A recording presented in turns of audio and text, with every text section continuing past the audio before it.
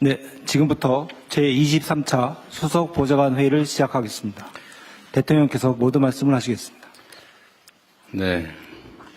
다음 이번 주말부터 설 연휴가 시작됩니다. 우리 공직자 여러분들은 설 연휴가 기대가 됩니까? 제가 말씀드렸죠. 우리 같은 사람들한테는 휴가도 없고 주말도 없고 퇴근도 없다. 제가 이런 얘기하면 또 갑질한다.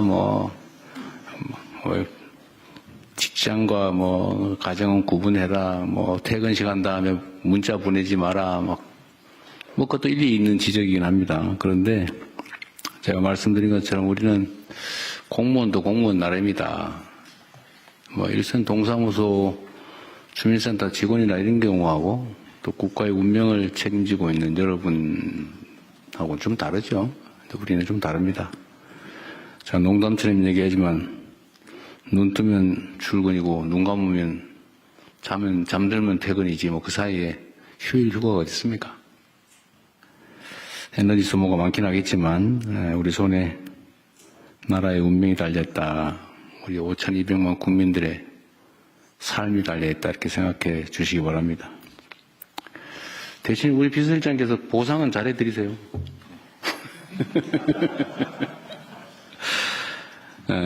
어제 충주에 가서 그냥 드림 사업을 돌아보고 또 시장에서 우리 국민들께서 어떤 상황인지를 조금 들여다봤습니다. 그냥 드림 사업은 일부에서 우려하는 것과 달리 취약계층의 최소한의 안전매트로서 그 역할을 충실하게 잘하고 있다라고 확인하게 됐습니다. 일부에서 처음 이 사업 시작했을 때 벤츠 타고 와서 다 집어가면 어떡하냐 이런 걱정들을 했는데 현장에서 그런 상황은 전혀 발생하지 않았다고 합니다. 다양한 복지 체계를 우리가 가지고 있지만 그러나 그럼에도 불구하고 발생할 수 있는 사각지대를 보다 촘촘하게 메우기 위한 취지인 만큼 꼭 해당 지역 주민들이 아니더라도 차별하지 말고 다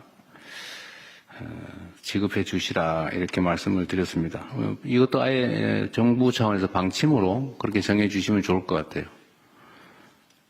외국인이든 그 지역에 안 살다가 지나가는 사람이든 또 주민등록이 말소된 사람이든 굳이 그걸 차별할 필요는 없을 것 같습니다. 이건 복지정책이라기보다는 최소한의 생존 조건을 만들어주는 거니까 지역 차별을 할 필요는 없을 것 같습니다. 그리고 시장에 갔더니 우리 국민들께서 여전히 물가 걱정 또 매출 걱정을 많이 하셨습니다. 역시 주식이나 이런 데에 대한 관심도 많으신데 그게 아직 현장에 많이 전이되지는 않는 것 같습니다. 어제 민생물가 특별관리 TF가 가동됐습니다. 할인 지원 또 비축 물량 공급 같은 단기 대책뿐만 아니라 특정 품목들의 그 담합, 독과점 같은 불공정 거래에 대해서도 철저하게 감시해야 될 것입니다. 또 유통 단계별 구조적인 문제점을 점검하고 개선하는 선제적 조치까지 물가 관리를 위해서 최선을 다해 주기 바랍니다. 그리고 전에 한번 국무회의 때 제가 지적을 했던 것 같은데 이제 물가 관리를 위해서 할당 관세, 그러니까 특정 품목의 관세를 대폭 낮춰가지고 싸게 수입해서 싸게 좀 공급을 하라고 했더니 그 허가받은 업체들이 싸게 수입해가지고 그냥 정상가로 팔아서 물가를 떨어뜨리는 데는 전혀 도움이 안 되고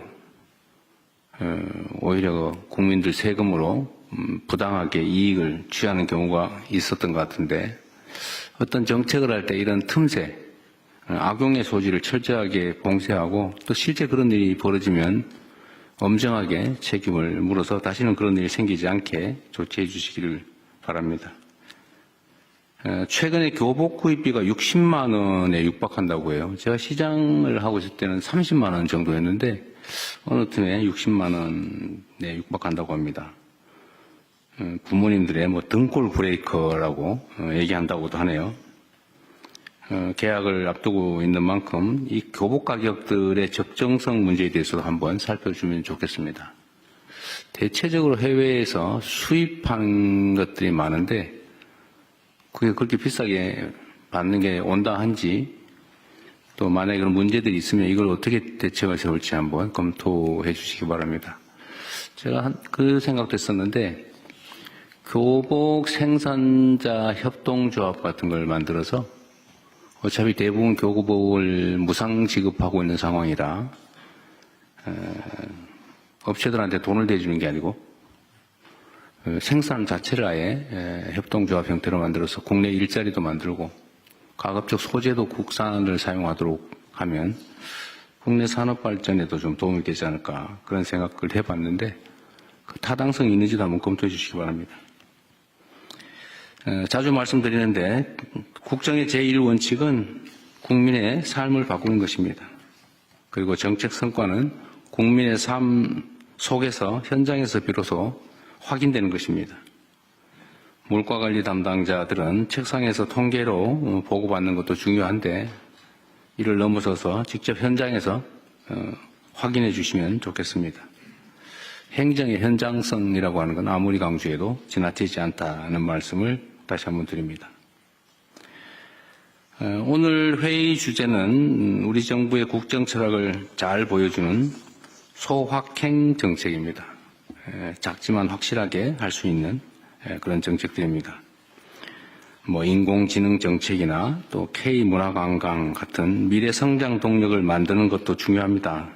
그러나 거기에 덧붙여서 우리 사회 구조적 문제를 개혁하는 것들 중에 중요하지 않은 게 없습니다. 무엇보다 중요한 것은 우리 국민들의 삶을 현장 속에서 작더라도 빠르게 많이 개선하는 것입니다. 크고 또 어렵고 많은 시간이 소요되는 거대 의제에만 함몰되지 말고 작지만 빠르게 국민들의 삶을 구체적으로 바꿀 수 있는 과제를 신속하게 발굴하고 또 집행하는 게 중요합니다. 국민들의 행복은 일상 속에서 체감되어야 됩니다. 지표나 숫자가 아무리 바뀌어도 삶 속에서 체감되지 않으면 아무것도 아닌 거죠. 작지만 빠르게, 확실하게, 충실하게 해나가면 좋겠습니다. 명절인데 공공서비스가 원활하게 작동하도록 많은 것들을 챙겨야 합니다. 경찰, 소방, 군인 같은 안보 치안 분야, 또 국민의 생명을 지키는 의료, 방역 분야, 명절 이동을 지원하는 교통, 수송 분야 등등 많은 영역에서 수많은 공직자들과 또 우리 국민들께서 고생하고 계십니다. 명절 연휴도 반납하고 국민의 일상을 챙기기 위해서 헌신하시는 그 많은 분들에 대해서 감사의 말씀을 드립니다. 우리 사회는 겉으로 보면 여러 가지 문제들이 있어 보이고 부정하고 부조리한 것들이 많아 보이지만 또 자세히 들여다보면 보이지 않는 곳에서 자기 본분을 충실하게 이행하는 훌륭한 분들이 압도적으로 많습니다. 그래서 우리 사회가 발전하는 거죠. 그리고 특히 이런 과정 속에서는 특별한 희생을 치르는 분들이 계십니다. 특별한 헌신을 하는 분들도 계신데 이분들에게 대해서 보답을, 보상을 또 대우를 확실하게 좀 해주시면 좋겠습니다. 어려운 시기이긴 한데 우리 국민 여러분께서도 이번 명절은 좀 희망적으로 행복하게 보냈으면 좋겠습니다. 네, 새해 복 많이 받으시기 바랍니다. 고맙습니다. 네, 언론인 여러분의 협조를 부탁드립니다. 고맙습니다. 국회에 대하여 경례.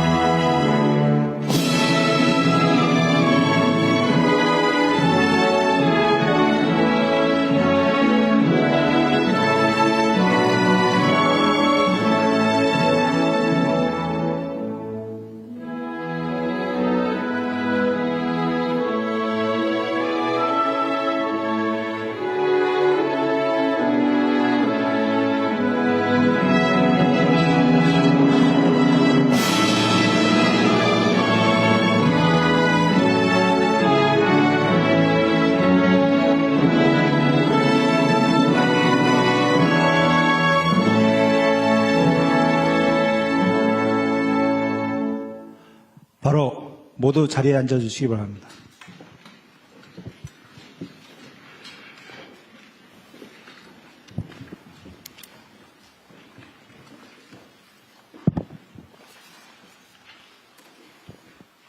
네, 지금부터 제23차 수석 보좌관 회의를 시작하겠습니다. 대통령께서 모두 말씀을 하시겠습니다. 네. 이제 이번 주말부터 이제 설 연휴가 시작됩니다. 우리 공직자 여러분들은 설 연휴가 기대가 됩니까? 제가 말씀드렸죠. 우리 같은 사람들한테는 휴가도 없고, 주말도 없고, 퇴근도 없다. 제가 이런 얘기하면 또 갑질한다, 직장과 가정은 구분해라, 퇴근 시간 다음에 문자 보내지 마라, 그것도 일리 있는 지적이긴 합니다. 그런데 제가 말씀드린 것처럼 우리는 공무원도 공무원 나름이다.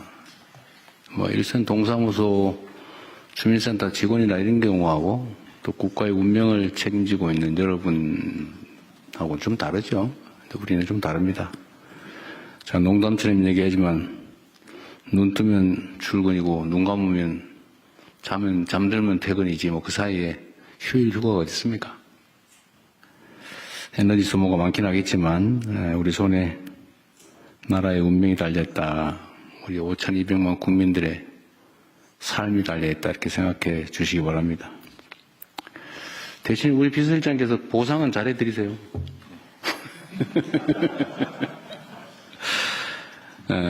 어제 충주에 가서 그냥 드림 사업을 돌아보고 또 시장에서 우리 국민들께서 어떤 상황인지를 조금 들여다봤습니다.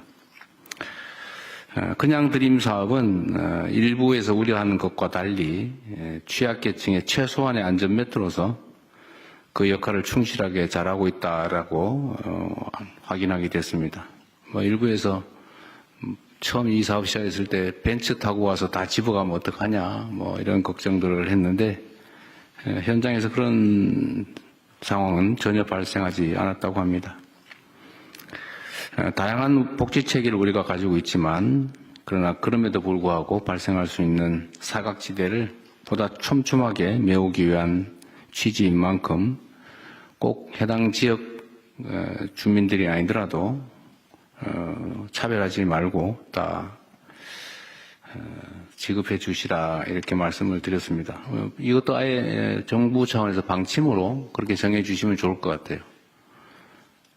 외국인이든 그 지역에 안 살다가 지나가는 사람이든 또 주민등록이 말소된 사람이든 굳이 이걸 차별할 필요는 없을 것 같습니다. 이건 복지정책이라기보다는 최소한의 생존 조건을 만들어주는 거니까 지역 차별할 필요는 없을 것 같습니다.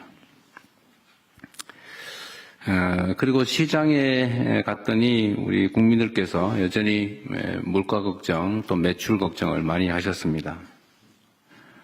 역시 주식이나 이런 데에 대한 관심도 많으신데 그게 아직 현장에 많이 전이되지는 않는 것 같습니다. 어제 민생물가 특별관리 TF가 가동됐습니다. 할인 지원 또 비축 물량 공급 같은 단기 대책뿐만 아니라 특정 품목들의 그 담합, 독과점 같은 불공정 거래에 대해서도 철저하게 감시해야 될 것입니다. 또 유통 단계별 구조적인 문제점을 점검하고 개선하는 선제적 조치까지 물가 관리를 위해서 최선을 다해 주기 바랍니다. 그리고 전에 한번 국무회의 때 제가 지적을 했던 것 같은데 이제 물가 관리를 위해서 할당 관세, 그러니까 특정 품목의 관세를 대폭 낮춰가지고 싸게 수입해서 싸게 좀 공급을 하라고 했더니 그 허가받은 업체들이 싸게 수입해가지고 그냥 정상가로 팔아서 물가를 떨어뜨리는 데는 전혀 도움이 안 되고 오히려 국민들 세금으로 부당하게 이익을 취하는 경우가 있었던 것 같은데 어떤 정책을 할 때 이런 틈새, 악용의 소지를 철저하게 봉쇄하고 또 실제 그런 일이 벌어지면 엄정하게 책임을 물어서 다시는 그런 일이 생기지 않게 조치해 주시기를 바랍니다. 최근에 교복 구입비가 60만 원에 육박한다고 해요. 제가 시장을 하고 있을 때는 30만 원 정도였는데 어느 틈에 60만 원에 육박한다고 합니다. 부모님들의 뭐 등골 브레이커라고 얘기한다고도 하네요. 계약을 앞두고 있는 만큼 이 교복 가격들의 적정성 문제에 대해서도 한번 살펴주면 좋겠습니다. 대체적으로 해외에서 수입하는 것들이 많은데 그게 그렇게 비싸게 받는 게 온당한지 또 만약에 그런 문제들이 있으면 이걸 어떻게 대책을 세울지 한번 검토해 주시기 바랍니다. 제가 그 생각도 했었는데 교복 생산자 협동조합 같은 걸 만들어서 어차피 대부분 교복을 무상 지급하고 있는 상황이라 업체들한테 돈을 대주는 게 아니고 생산 자체를 아예 협동조합 형태로 만들어서 국내 일자리도 만들고 가급적 소재도 국산을 사용하도록 하면 국내 산업 발전에도 좀 도움이 되지 않을까 그런 생각을 해봤는데 그 타당성이 있는지도 한번 검토해 주시기 바랍니다. 자주 말씀드리는데 국정의 제1원칙은 국민의 삶을 바꾸는 것입니다. 그리고 정책 성과는 국민의 삶 속에서 현장에서 비로소 확인되는 것입니다. 물가관리 담당자들은 책상에서 통계로 보고받는 것도 중요한데 이를 넘어서서 직접 현장에서 확인해 주시면 좋겠습니다. 행정의 현장성이라고 하는 건 아무리 강조해도 지나치지 않다는 말씀을 다시 한번 드립니다. 오늘 회의 주제는 우리 정부의 국정 철학을 잘 보여주는 소확행 정책입니다. 작지만 확실하게 할 수 있는 그런 정책들입니다. 뭐 인공지능 정책이나 또 K문화관광 같은 미래 성장 동력을 만드는 것도 중요합니다. 그러나 거기에 덧붙여서 우리 사회 구조적 문제를 개혁하는 것들 중에 중요하지 않은 게 없습니다. 무엇보다 중요한 것은 우리 국민들의 삶을 현장 속에서 작더라도 빠르게 많이 개선하는 것입니다. 크고 또 어렵고 많은 시간이 소요되는 거대 의제에만 함몰되지 말고 작지만 빠르게 국민들의 삶을 구체적으로 바꿀 수 있는 과제를 신속하게 발굴하고 또 집행하는 게 중요합니다. 국민들의 행복은 일상 속에서 체감되어야 됩니다. 지표나 뭐 숫자가 아무리 바뀌어도 삶 속에서 체감되지 않으면 아무것도 아닌 거죠. 작지만 빠르게, 확실하게, 충실하게 해나가면 좋겠습니다. 명절인데 공공서비스가 원활하게 작동하도록 많은 것들을 챙겨야 합니다. 경찰, 소방, 군인 같은 안보 치안 분야, 또 국민의 생명을 지키는 의료, 방역 분야, 명절 이동을 지원하는 교통, 수송 분야 등등 많은 영역에서 수많은 공직자들과 또 우리 국민들께서 고생하고 계십니다. 명절 연휴도 반납하고 국민의 일상을 챙기기 위해서 헌신하시는 그 많은 분들에 대해서 감사의 말씀을 드립니다. 우리 사회는 겉으로 보면 여러 가지 문제들이 있어 보이고 부정하고 부조리한 것들이 많아 보이지만 또 자세히 들여다보면 보이지 않는 곳에서 자기 본분을 충실하게 이행하는 훌륭한 분들이 압도적으로 많습니다. 그래서 우리 사회가 발전하는 거죠. 그리고 특히 이런 과정 속에서는 특별한 희생을 치르는 분들이 계십니다. 특별한 헌신을 하는 분들도 계신데 이분들에게 대해서 보답을, 보상을 또 대우를 확실하게 좀 해주시면 좋겠습니다. 뭐 어려운 시기이긴 한데 우리 국민 여러분께서도 이번 명절은 좀 희망적으로 행복하게 보냈으면 좋겠습니다. 네, 새해 복 많이 받으시기 바랍니다. 고맙습니다. 네, 언론인 여러분의 협조를 부탁드립니다.